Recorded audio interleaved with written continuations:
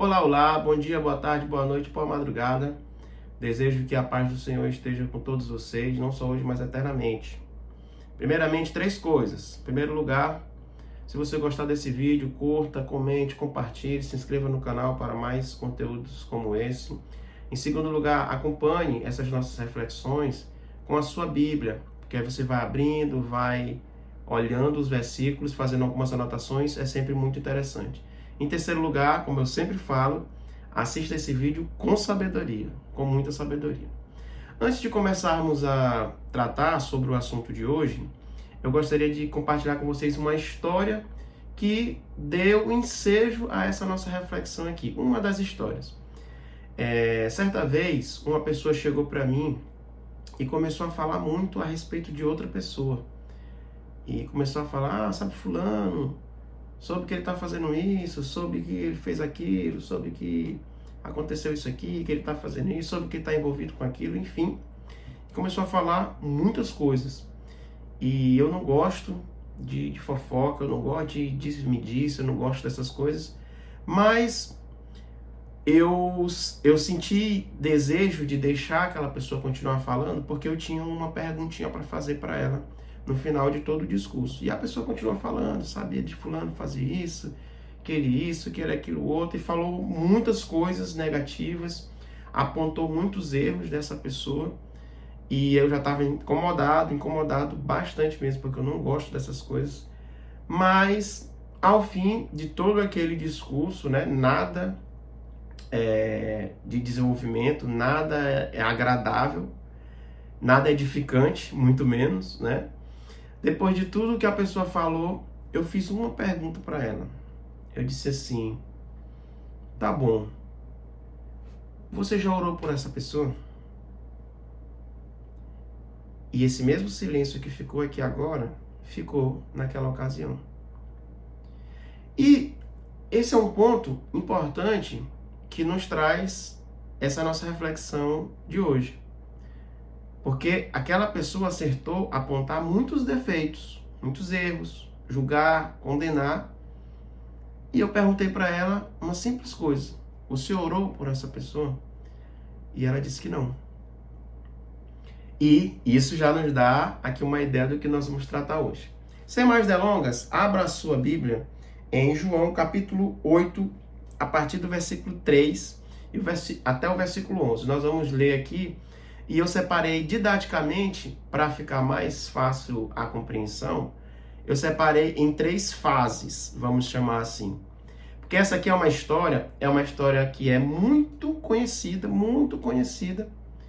porém é pouco compreendida e muito menos ainda é praticada as lições que tem aqui. As pessoas conhecem às vezes de cor esse texto, mas parece que não conseguem compreender alguns detalhes que são extremamente importantes. João capítulo 8, a partir do versículo 3. E aí eu separei em três fases. Quais são elas? No primeiro momento, nós vamos falar sobre apresentação e tentação. No segundo momento, nós vamos falar sobre postura e resposta de Jesus. No terceiro momento, nós vamos falar sobre julgamento e perdão. Tudo isso baseado nos ensinamentos do nosso Senhor Jesus Cristo. Ok? O versículo 3 vai dizer o seguinte: os escribas e fariseus trouxeram à sua presença uma mulher surpreendida em adultério, fazendo-a ficar de pé no meio de todos. E disseram a Jesus: Mestre, esta mulher foi apanhada em flagrante adultério, e na lei nos mandou Moisés que tais mulheres sejam apedrejadas. Esse aqui é o nosso momento da apresentação. É um momento em que os escribas e fariseus trouxeram aquela mulher, se baseando em uma lei da época, e apresentaram a Jesus. Esse é o primeiro momento, uma primeira etapa desse nosso contexto. E aí o texto segue dizendo assim, ainda no versículo 5, que é o momento da tentação. Os escribas e fariseus, eles tentam a Jesus, eles provocam a Jesus com essa pergunta bem aqui. Ele diz assim: tu, pois, que dizes? Ou seja, os escribas e fariseus trouxeram aquela mulher baseando-se no que dizia a lei de Moisés. E eles levaram isso ao conhecimento de Jesus para confrontar Jesus com essa informação.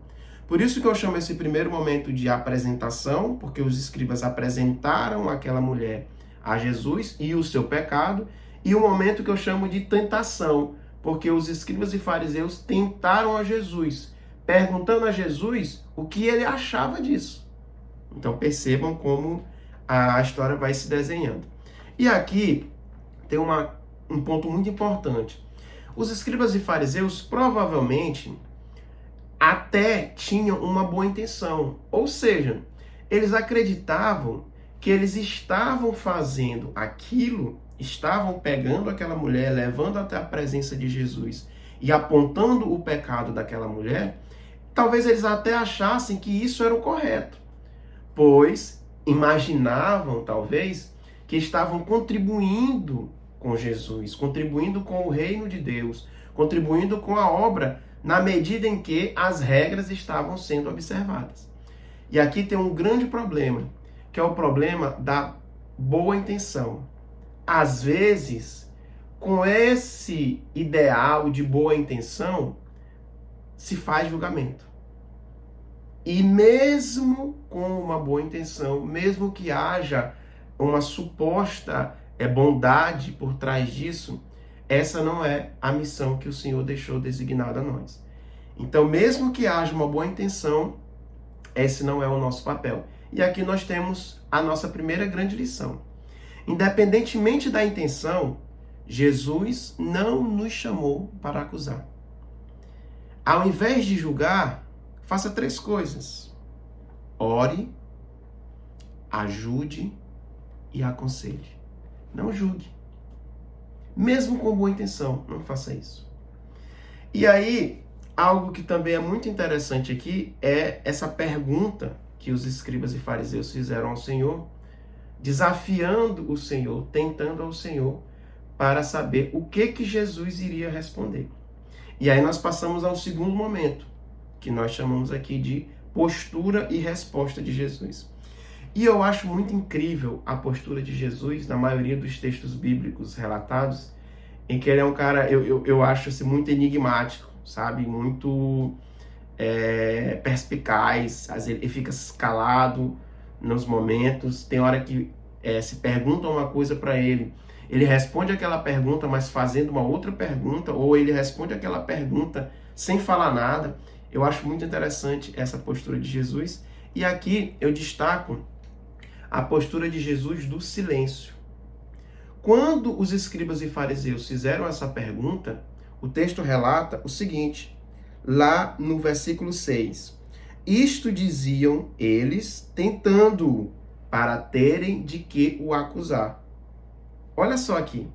Mas Jesus, inclinando-se, escrevia na terra com o dedo.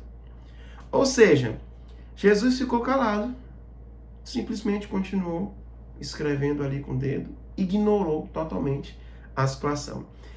Aqui, trazendo isso um pouco para um lado mais conjecturado, eu imagino que Jesus tivesse meio que dando uma chance para os escribas e fariseus pararem com aquele movimento que eles fizeram ali, de levar aquela mulher, de apontar o dedo e tal. Eu imagino que Jesus naquele momento estava meio que dando essa chance para eles e ele continuou calado. E aí o versículo 7 vai dizer o seguinte: como insistissem na pergunta, Jesus levantou-se e disse: aquele que dentre vós estiver sem pecado, seja o primeiro que lhe atire a pedra. Aqui, eu digo, de uma forma descontraída, que Jesus ele permitiu o julgamento. É como se Jesus estivesse dizendo o seguinte: olha, tá bom, vocês querem julgar essa mulher? Eu vou permitir que vocês julguem ela.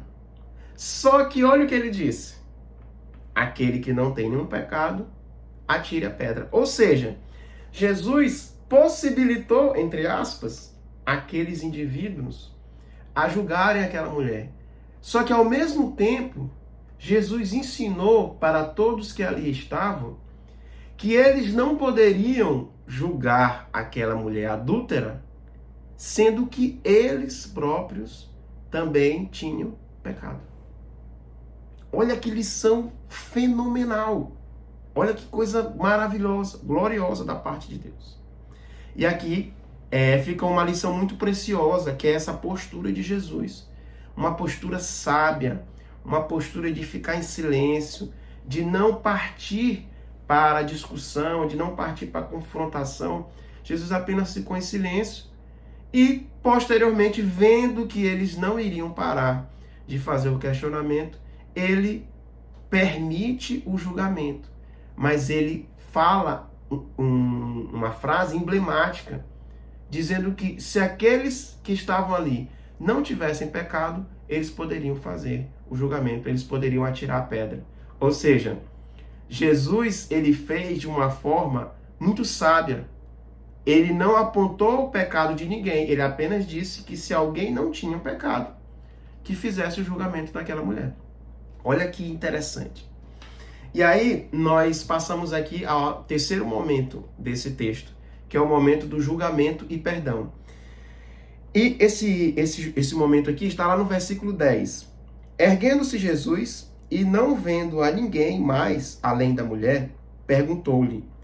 Mais uma vez, eu destaco aqui as perguntas capciosas do Senhor Jesus. E aqui, no caso, uma pergunta retórica, né?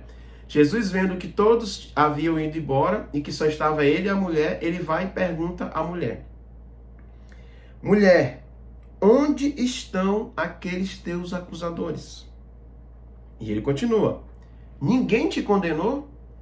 Ora, Jesus sabia onde estavam aqueles acusadores. Ele sabia que todos eles tinham ido embora. E ele também sabia que nenhum deles havia condenado aquela mulher. Então Jesus faz pergunta para aquela mulher, mas ele faz perguntas que ele já sabe as respostas. Ele tem as respostas. E aí ela vai e responde, ninguém, Senhor. Então lhe disse Jesus, nem eu tampouco te condeno. Vai e não peques mais. Jesus faz essa pergunta, de certa forma, para mostrar àquela mulher que todos aqueles que queriam condená-la também tinham pecados e também não eram dignos de condená-la. E Jesus, embora pudesse fazê-lo, não ia fazer isso. Esse nosso momento aqui é o momento que eu chamo de julgamento e perdão. O julgamento não houve julgamento. E o perdão, o Senhor deu o perdão sem dizer, literalmente, mulher, você está perdoada, ou perdoados estão os teus pecados, enfim. Ele apenas disse a ela a emblemática frase, vá e não peques mais. Jesus deu perdão àquela mulher, mesmo podendo condená-la. E aí é o que há de mais interessante aqui, porque parece que quando se fala em não julgar, algumas pessoas acreditam que é aceitar tudo errado, é deixar a pessoa como está, é simplesmente aquela brincadeira de que Jesus é cardiologista, né? Que ele só quer o coração. Não é isso. Perceba que Jesus disse àquela mulher, vai, ou seja, eu não vou te condenar, assim como eles não fizeram, mas ele diz, e não peques mais. Ou seja, Jesus libera o perdão, mas ele não acolhe aquele pecado. Ele não aprova o pecado. Perceba como é diferente. E aqui nós temos uma lição preciosíssima para os nossos dias. Nós não temos direito, nós não temos como acusar, condenar, julgar o nosso irmão, porque nós também somos pecadores, nós também temos nossas falhas.